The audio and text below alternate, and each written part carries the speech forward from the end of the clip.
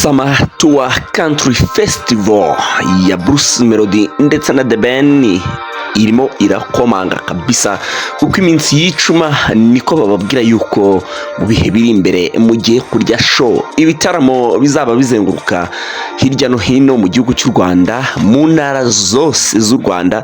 Umugabo bita Bruce Melody ari we nyiri gutegura bino bitaramo abifashijwemo na timu yiwe 155 AM ya Gael Coach na CM Kenny Mugarura ndetse na The Ben bazaba bari kumwe nk'umuhanzi ndetse n'abamuri inyuma. Ubwo tuba tuvuga no puja uwo bita David Bayingana, tutibagiwe Alex Muyoboke de Kizigenza the manager w'ibihe byose. Iyi Summer Country Tour rero ikaba izaba ibangaruka mwaka n'ubundi nkuko na New Year's Groove witwa The Ben yayigize ngaruka mwaka. Magingo anga rero barakubwira ngo ibintu byiza bigiye kuza kuri wowe. Meze bite muri iyi Summer? Abantu bazarya show bimwe bya danje bimwe bya hatari kubera yuko na Iwacu Music Festival nayo iri gukomanga kabisa. Nukuvuga ngo ibirori bigiye kuzaba ibirori. Iyo Iwacu Music Festival izaba babakubite show. Summer Country Festival ya Bruce Melody izaba akubite show. King James azakora igitaramo yarabibabwiye mu kwa munani. Umwaka uri kurangira ubwo no mu mpera no mu ntangiriro zawo still The Ben nanone batemo the New Year's Groove bro. Kandi aho ngaho maho hagati harimo n'abandi bahanzi bazagenda bakora ibitaramo, yaba bo mu Rwanda ndetse yaba nabo hanze yarwo. Ngira ngo mu minsi yashize mwariye show na Doja Cat mu kitwa Global Citizen Move Africa. Ewana reka mubwire hano hanze iyi Kigali yabaye ibitaramo kabisa. Hazaza n'abandi n'abanyamahanga bazaza, n'abo mu Rwanda abandi bagiye batandukanye bazaza. Aba comedian bazabaha show nkuko Jenny's Comedy hori zibaha ni byinshi. Reka twigarukire kuri ino yitwa the Summer Country Tour Festival Bruce na The Ben. Welcome, Jediro Wirisi ni Afro 10 TV kanda kuri subscribe. Umuntu witwa Pastor cyangwa niba bamwita Apostle Mutabazi niwe wabahaye show. Arababwira ngo uwitwa Bruce Melody ati agereranywa na Diamond Platnumz wo mu Rwanda, uwitwa The Ben akagereranywa na Rayvanny wo mu Rwanda. Ati mukuremo icyo mushaka, simvuze ngo ninde urenze uwe cyangwa sindamenya ngo nzatora nde. Atari ko icyo nzi cyo nuko witwa Bruce Melody Diamond Platnumz wo mu Rwanda, witwa The Ben akaba ari Rayvanny wahehe wo mu Rwanda. Ibyo byo rwose nawe ufite kwihitiramo hagati y'abo bantu babiri ninde kizigenza wawe. Ariko uburyo bashaka kubikoramo ino Summer Country Tour Festival bashaka hariko izajya ibimo n'abandi bahanzi, noti bano babiri gusa bahanganye, ahubwo bazajya babashyiramo n'abandi. Ariko by the way na New Year's Groove irimo n'abandi bahanzi, twabonyemo n'abandi bahanzi benshi cyane nari bugarukeho.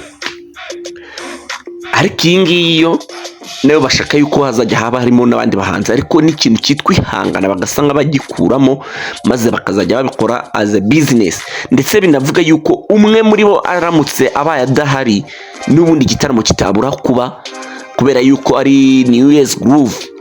The Ben yavuze yuko izajya ibangaruka mwaka kuri tariki ya mbere y'ukwezi kwa mbere utangira umwaka n'ubundi. Ati nubwo yaba we adahari ariko abandi bashobora kugira gukora akazi.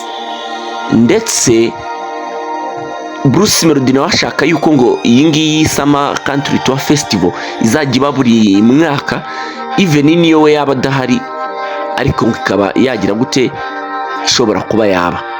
Hari n'ikindi kintu bashizemo cyuko wenda bashobora kujya kuri road show ahantu runaka mu ntara runaka cyangwa se mu mujyi runaka, wenda umwe muri bo saboneke ati bitazabuza show ko yaba ati kuko hazajya harimo n'abandi bahanzi bagiye batandukanye. Muri aba bahanzi si umuvuge akamuvuga, ariko mbijeje ko hazaba harimo bita Bushido. Ni umwe mu muzabona mu bitaramo bya Summer Country Tour Festival. Bisobanuye yuko rero ibintu ni moto kabisa. Summer igiye kuza ibintu bizaba ari moto. Muzabona show. Ngira ngo muri Iwacu Muzika Festival ho mwamaze kubona witwa Keniso, I think na Kevin Kadi. Nukuvuga ngo bagenda babasora gake ariko rwose mu minsi iri imbere mu cyumweru gitaha bivugwa yuko muri 1:55 AM bazatangira gushyiraho ingengabihe ndetse no kugenda babasohorera bamwe mu bahanzi bazaba bagize gute, bazaba bamaze kwemezwa yuko bazajya bagendana na The Ben ndetse na Bruce Melody. Yabonye ari abantu bivugisha utugambo ubwo Bruce Melody yajyaga muri Uganda, bakavuga ngo yarimbiye intebe gusa, ubwo yaragiye gukora nyine tour yo kwamamaza indirimbo yitwa Pom Pom ari kumwe na Diamond Platnumz ndetse na Brown Joel.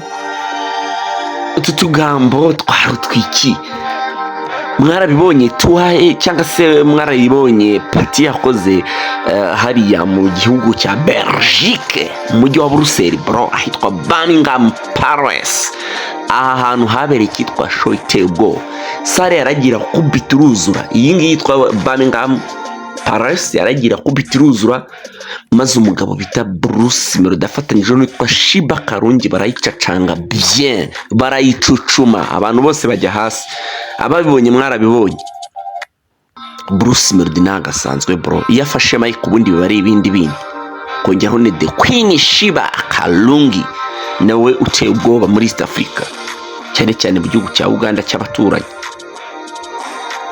Bishatse kuvuga ngo rero ntiwamwibeshyaho.